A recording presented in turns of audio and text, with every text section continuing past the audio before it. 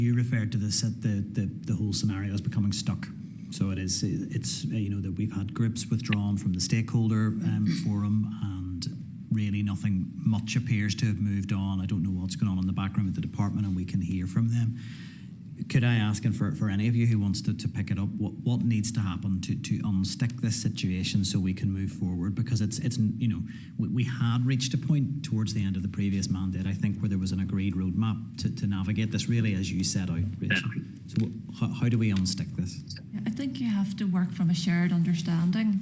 If all parties with their different interests and viewpoints aren't working from a shared understanding of what the basis of the work is, then we can't possibly move forward.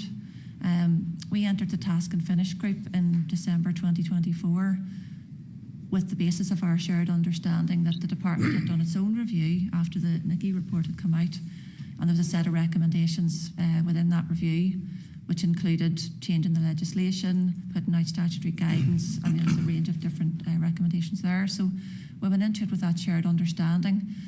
And it became apparent at the very first meeting that shared understanding was no longer there, because we were presented with information that led us to believe the goalposts had shifted. But I can only speak from our experience. I can't say what's happening in the department because I actually don't know what the thinking is. It has never been explained.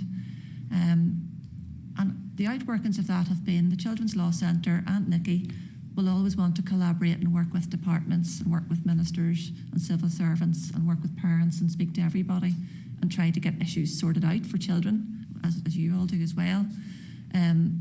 But if the understanding isn't, you don't have that common understanding of what you're doing and what direction you're going in, then it becomes very messy. So what you had was us coming in from a human rights basis.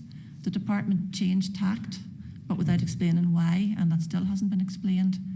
We tried to, I suppose, come to a middle ground, muddle up a solution, but we got to a point where when we saw the latest draft, and ultimately we ran Harry Shakespeare's case through it and came to the conclusion that it wouldn't have been picked up.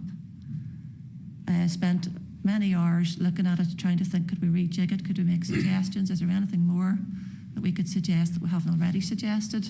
And concluded that actually we've come to a point now where, as a children's rights organisation, we cannot sign up to this, regardless of whatever efforts that the drafters have tried to make to include children's rights concepts. There were concepts there, but the operational side of it didn't match that.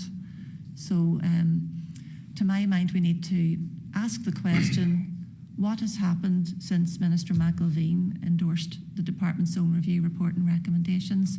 What is that change? And is the decision now that we're not going to have legislative reform? And if so, then we're in a completely different situation. That's just not really clear to me.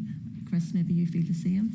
Yeah, and I suppose, just again to be brief, there are three things that I think we need to do. One is to change the legislation. It seems to me that the process is back to front. There is guidance being worked on without a legislative change.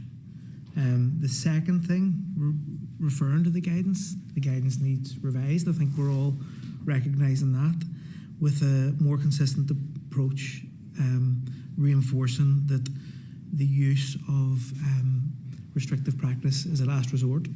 And the third thing, and I need to be really candid and just put on the record that the process has been flawed. From my perspective, there's a total breakdown of trust and transparency.